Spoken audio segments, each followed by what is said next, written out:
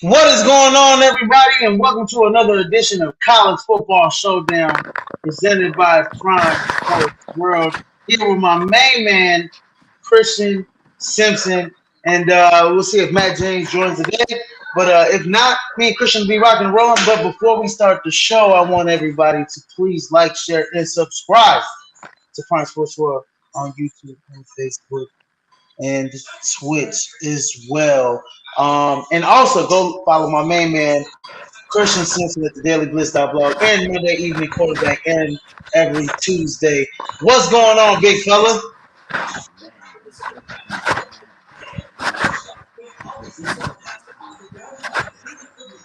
We got a little background noise. We got a little background noise here from Christian. Can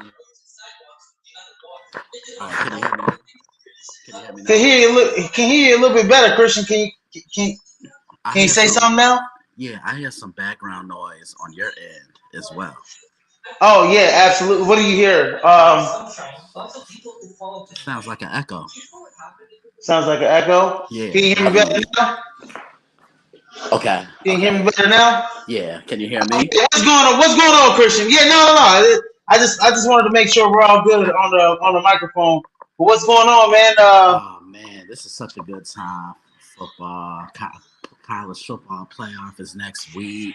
It's bowl season, and in the NFL, the playoff picture is starting to form itself. You still have teams on the outside of that bubble looking in, and man, it's gonna be fun. It's gonna be a fun stretch, Izzy. Yeah, no, absolutely. We've already had some, really entertaining games. This past week, Boise State, North Texas, BYU pulling out a close one against SMU. SMU was coming back there in that fourth quarter there, but definitely some games coming up on the slate. Not this weekend. This weekend, pretty quiet for the most part. But during this week, there are some featured bowl games that you guys may want to check out. So go ahead and we have those in store for you as me and Christian break it down for you. But anyways, on the slate, our top PSW headlines. So last week I started the show and I didn't even start the show with remembering Mike Leach. I wanted Christian to come on here and kind of share his thoughts on the career of Mike Leach as we tragically lost him about a week ago here, but more than a week ago due to a heart attack, sudden heart attack. So our condolences here at PSW go out to the Mike Leach family. But Christian, thoughts and Mike Leach's legendary career here.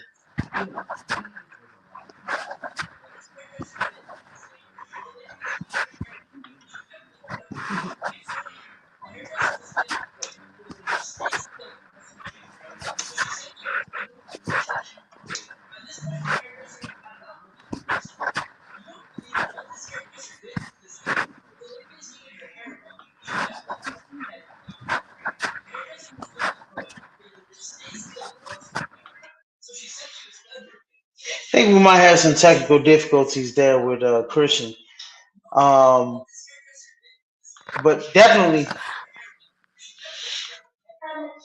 Mike Leach, has been an assistant there in All right, Oklahoma. Izzy, Christian, can you hear me? I can hear you now. I can hear you now. Okay. So, what are your thoughts on Mike Leach's legendary career here? Um, he was a larger than life personality, a guy who, his players loved him, a lot of big names coached underneath him, and, he will be missed. I mean, I don't think the offense in college football would be what it is without Mike Leach.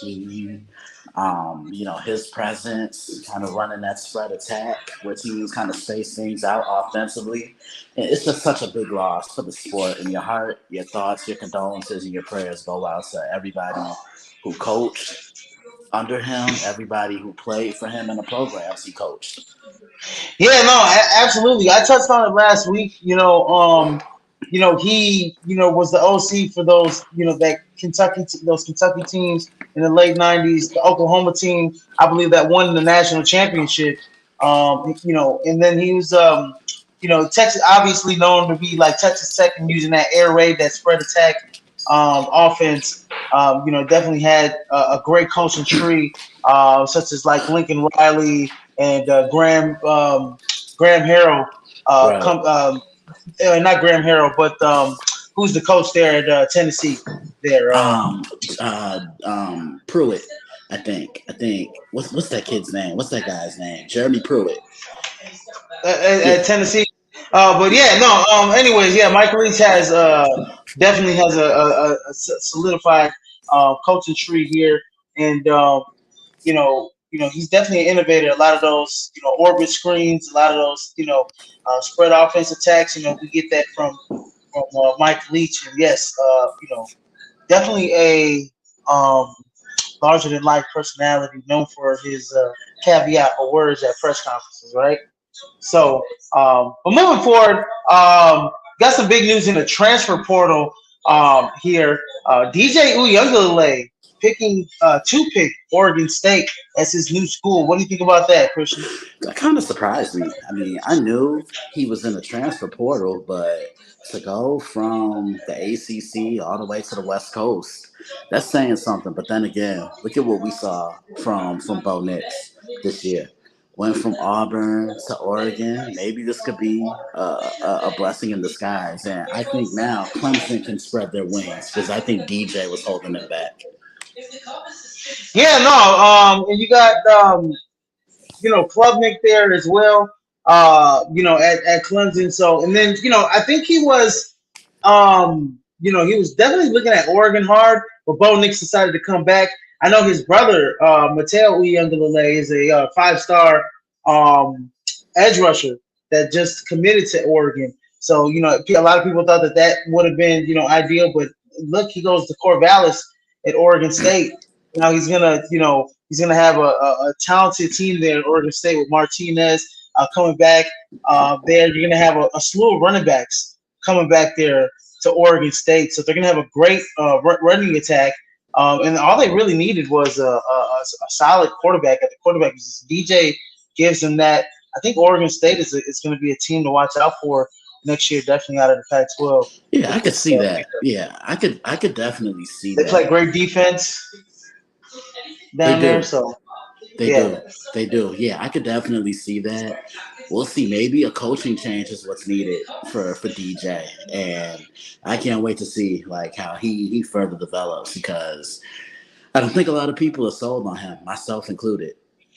Yeah, no, DJ is definitely got all the talent in the world. I just think he needs to have a little bit more touch on his toes, mature as a quarterback, and he just needs a definitely he needs a new fresh start there, I and agree. hopefully he gets it in Corvallis. Moving on to the next topic, we got the Illini's Chase Brown, running back Chase Brown, to enter the 2023 NFL Draft. Thoughts on that? Okay, now that he's entering the draft, let me ask you the question before I give my thoughts. Where could you see him getting picked? Is he a first round pick to you? Um, man, you have he's like in that Zach Charbonnet range, right? UCLA's Right. kind of running back there. I think he definitely gets picked. After uh, Texas running back Bijan Robinson after he gets picked behind, probably those first, slew of running backs. Mm-hmm. Michigan with golly, his name's mistaking me here. He's a Heisman candidate whole time. But yeah, I think he'll get picked probably, late second, early third round. He's Mm-hmm. definitely one of the top running backs, top 10 running backs in the nation here. So I mean, and probably one of the top best 30, not best 30, but like definitely top 10 running back in this draft. And I think it's some experts like Mel Kiper have him at 9. So, I just think that, he'll probably get picked, maybe that, third, mid third, second, third, late second, if they're really happy for, if they really need one. But I think, you're looking at third, fourth round. I can see that.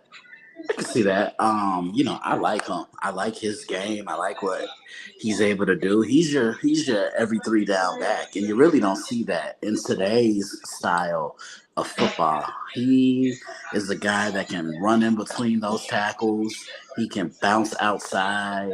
He can catch the ball out the backfield. He's a choppy runner, but a guy that's always just looking to run downhill. He does not shy away from contact. If anything, he absorbs it. Yeah, I mean, and like I said, man, you got like good running backs. You got like Gibson from Bama. You have uh, Bijan Robinson at Texas. Um, you got Blake Corn from Michigan. So, there's definitely, guys that are going to be picked ahead of him, in those first, few rounds.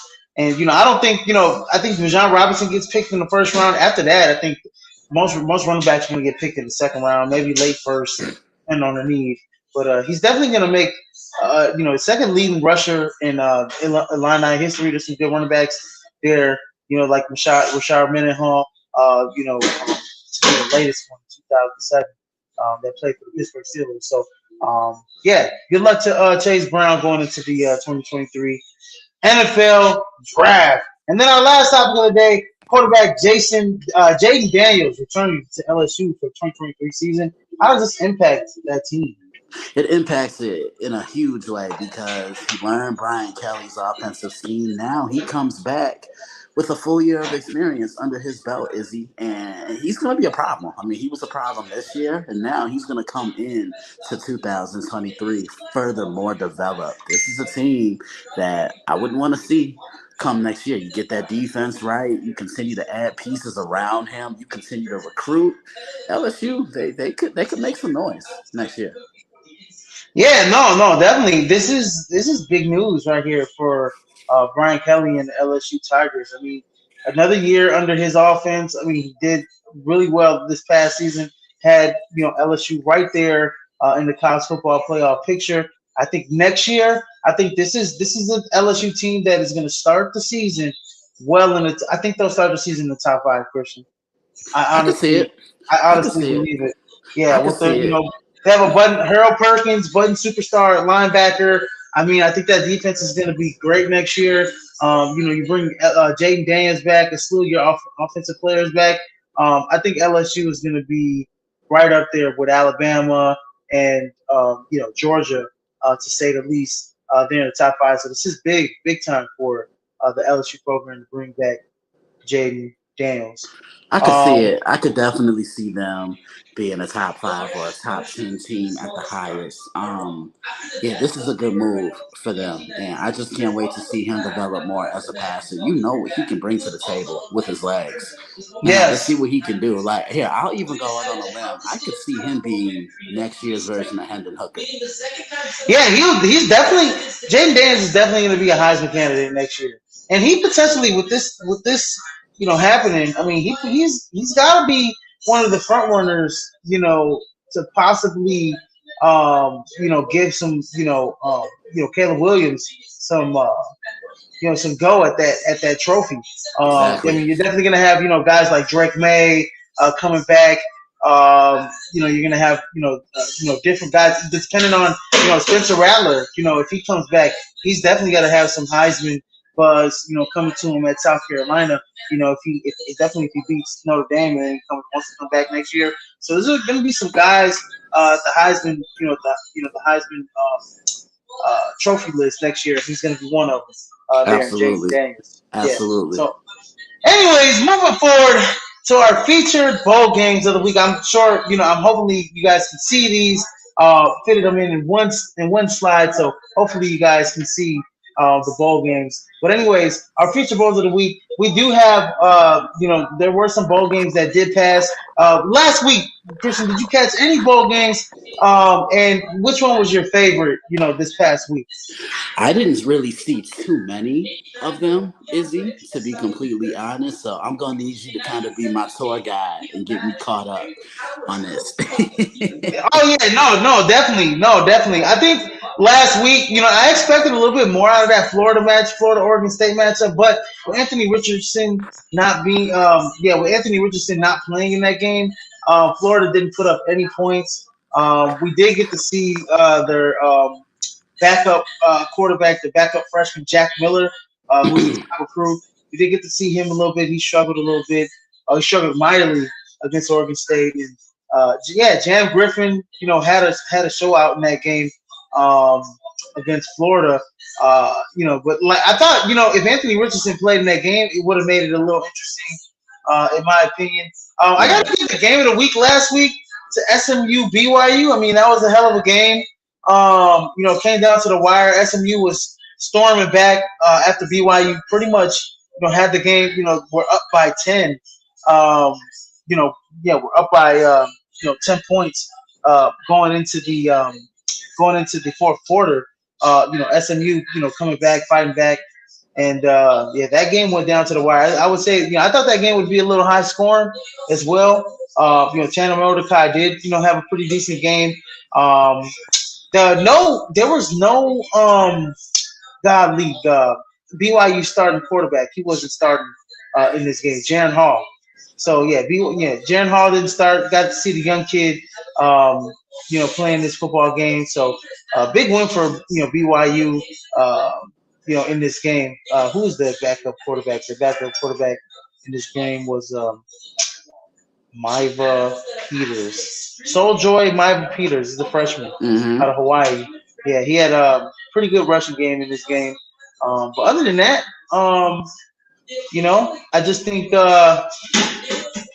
I just think some of these other games were, I kind of expected them to win. Wake Forest, Missouri. Sam Hartman had a hell of a game. I believe this game was today, as a matter of fact. That was one of my games that I was looking out for last week as well. 27-17. I don't know if you caught that game with Sam Hartman. 23-36, 280 yards, 3 touchdowns. Um, Looks like definitely a normal day at the office for him, TJ. Christian.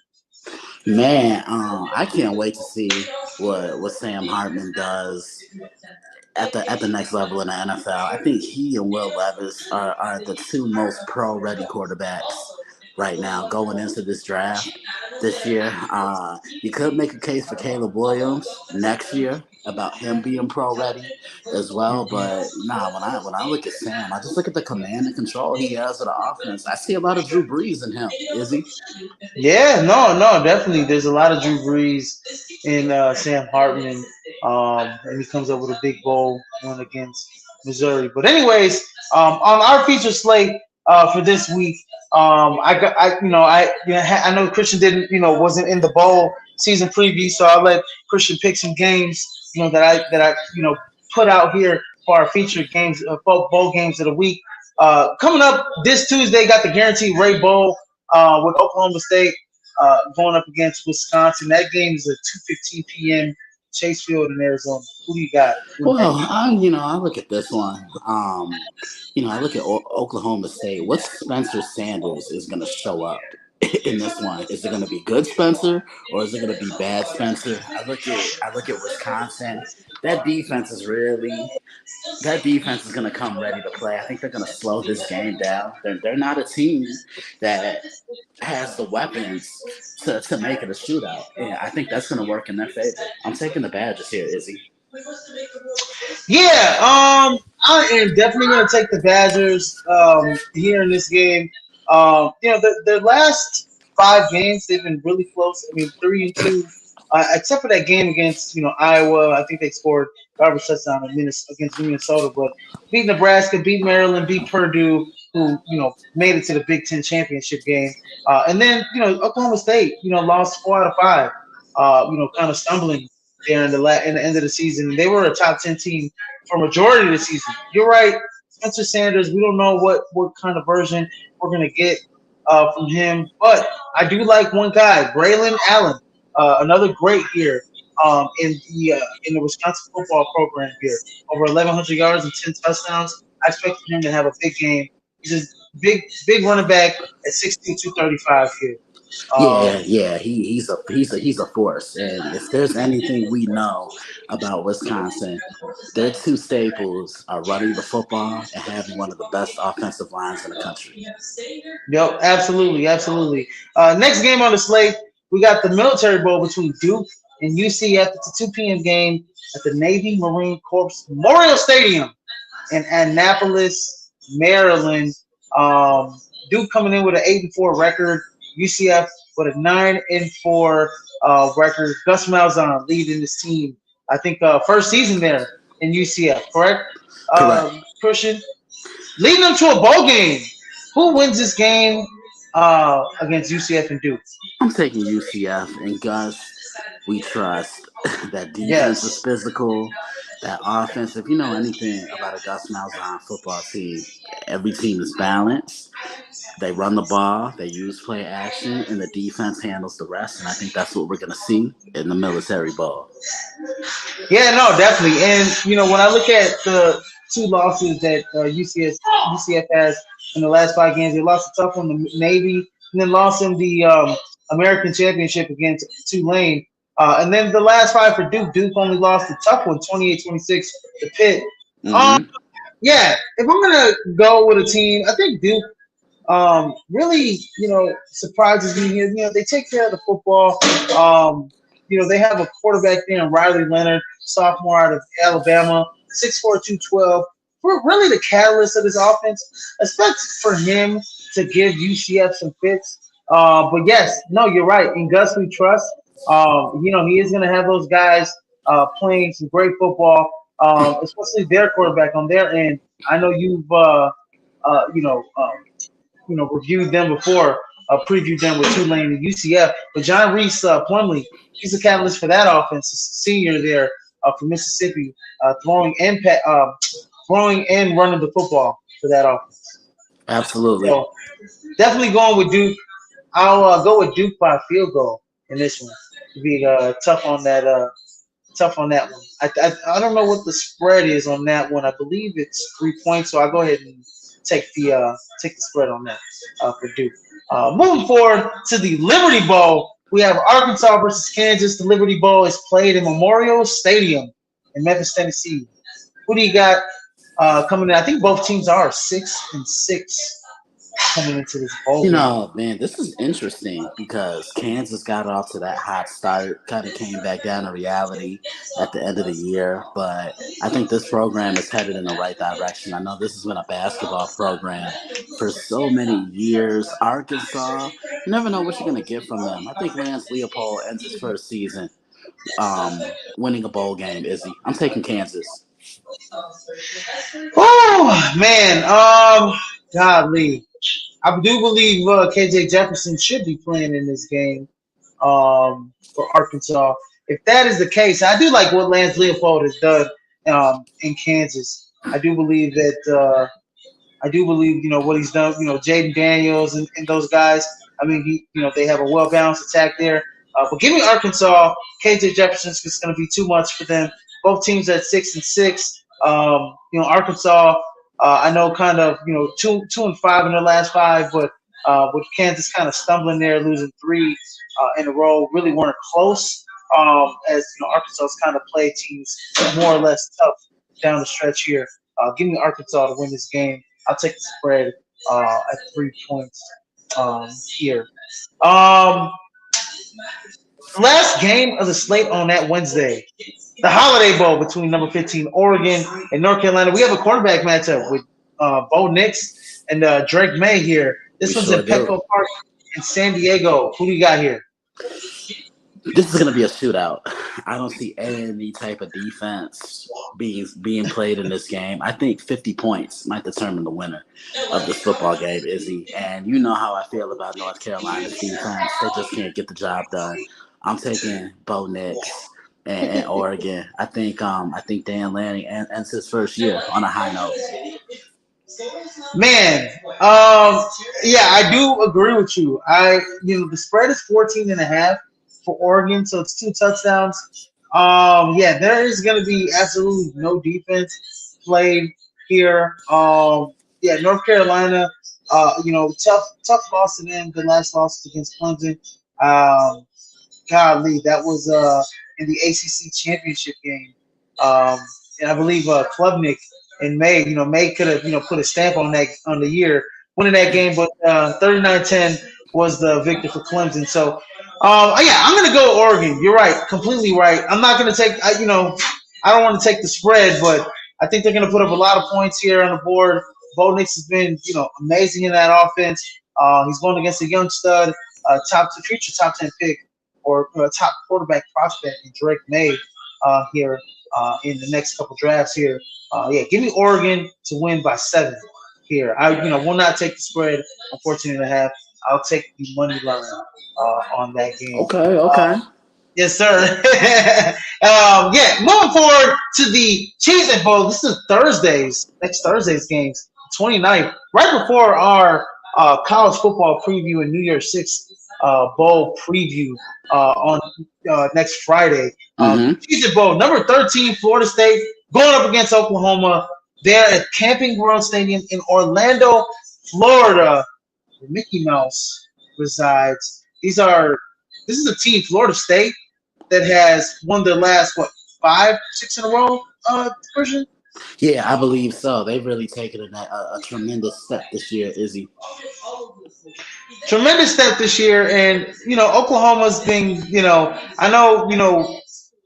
They've kind of had a down year with Brent Venables. They're 6-6. Florida State's 9-3. Who do you got winning this football game? I'm taking Florida State here. I think I like the direction that they're heading in. This is the most talent that Mike Norvell has had, and he's going to look to add to it. Yeah, I'm definitely taking Florida State. I just think they're going to be too much offensively for Oklahoma. Yeah, no, I do agree. I think Florida State is going to be too much for Oklahoma. Jordan Travis has played amazing for this team. Really, can't, you know, I got to give credit where credit's due. This defensive line, this defense for Florida State, second half of the year, pretty much most of the year, besides that 3-game slate in which they had the roughest, where they lost 3 in a row to 3 ranked opponents. Jared Verse is going to be big in this game. He leads them in sacks at 7.5. He's a top NFL prospect coming up as well. I think he's going to show out in this game if he does play. But yeah, give me Florida State. They've pretty much been mopping the floor with teams down the stretch here as they've won 5 in a row, and pretty much all of them were not close, Christian. So I think Oklahoma is going to be in for a rude awakening going up against Florida State. Give me Florida State. I don't know what the spread is on here. Let me take a look what it is. Let's see, I believe the spread is 9.5 points for Florida State. I'll actually go with the spread on that instead of the money line. I do believe Florida State can win by more than 2 touchdowns against Oklahoma. As that defense is not up to what Brett Venables' speed is used to.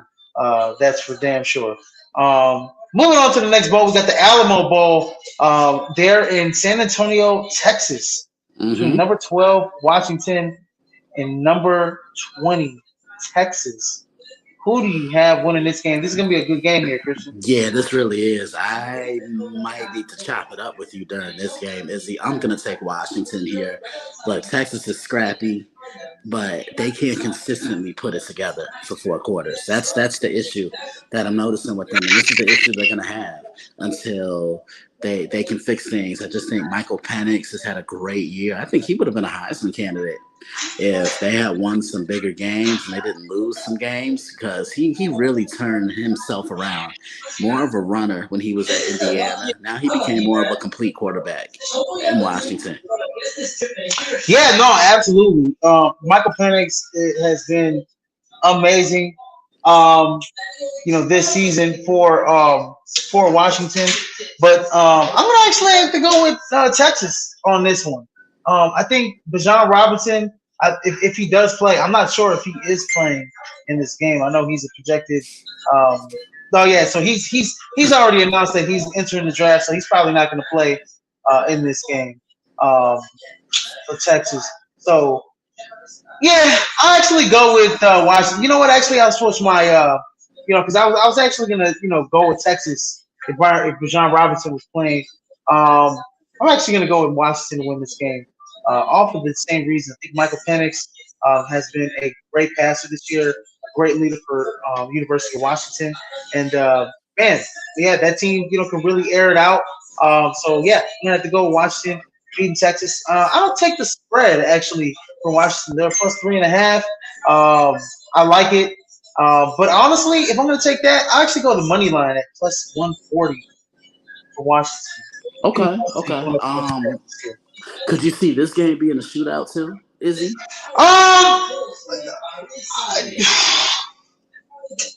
Yes, because you know what?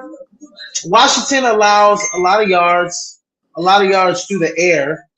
And I think Quinn Ewers will have, one of those games where, he shows that, he can be, a top quarterback maybe next year. I know he's going to have a lot of pressure on him with Arch Manning coming through the doors. So not sure if Quinn Ewers is, looking to stay or transfer late here after the year. But I think Quinn Ewers, does come back for Texas. I think that portal might be. I think that might be closed anyways. But anyways, yeah, Quinn Ewers definitely should have a big game in this game next to Michael Phoenix. But I'll get Washington in a shootout, possibly Christian. But I'm taking the Okay, money line now. Taking the okay, money line. Doesn't okay, make sense okay. to take plus 3.5. Doesn't make sense to take plus 3.5. If I can take them for the money line, they win. They win outright, and I can win more money off that money line. So give me Washington straight up in this game. Um, but yeah, anyways, that's been it. Next week we'll be previewing the New Year's Six in the CFP, so you guys don't want to miss that. We'll possibly talk about some more transfers slipping into new schools as the transfer portal is open and players are you know um, choosing their schools. Travis Hunter chose Colorado this past week. That's big for them, right, Christian? Yeah, it really is. I mean, look, I know a lot of people are bashing Deion Sanders for what he did, but the way I look at it, he unveiled the blueprint on how to make HBCU football successful. Look, he came out his pocket with a lot and did a lot for that program. He transcended the HBCU football experience and he unveiled the blueprint. Now it's time for someone else to kind of continue what it is that he started. And you knew Dion was going to bring certain players from Jackson State with him to Boulder. Absolutely. I think Travis Hunter. My thing is he's a cornerback or slash safety or wide receiver. I'm not sure. He's definitely going to change the mold on. Basically what I'm trying to say is last guy defensive player to win a Heisman was Charles Woodson, but he also did the same things as Travis Hunter was doing, right? Mm-hmm. Played a little bit of offense, did some kick returning, punt returning. Not sure if Travis Hunter's doing that at Boulder, but Travis Hunter, if he's playing both ways and he does, well and one excels in one of them and does pretty good in the other, he might be in that Heisman, race in the next year or two here coming up for Colorado. But Right. he was definitely being linked to Georgia, Alabama, SEC schools before he chose Colorado here, this past week. So shout out to Travis Hunter and Coach Prime bringing in some of those big time recruits and big guys. Definitely going to change the Absolutely. program in Colorado Absolutely. there. Absolutely. Anyways, before we get up out of here, go ahead, please like, share, and subscribe to the podcast here at Prime Sports World. We're on Facebook, YouTube, and Twitch. And go follow my main man, Christian Simpson, there at the Daily Blitz blog and Monday Evening Quarterback airing every Tuesday. What can we look out for this weekend, Christian? Man, well, first, man, I still need my brother Israel Rivera to come on through the Monday evening quarterback. So he could look. Absolutely. I had TJ on, I had David on, I had Matt on. You're the last straw, brother. Oh Yeah, my. man.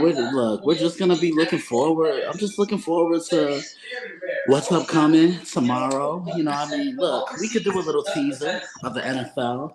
It's week 16, that Eagles and Cowboys game. That's going to be a fun one to watch because both teams are different now than what they were when they met back in week 5. Mm-hmm. I look at Dallas. Who are they?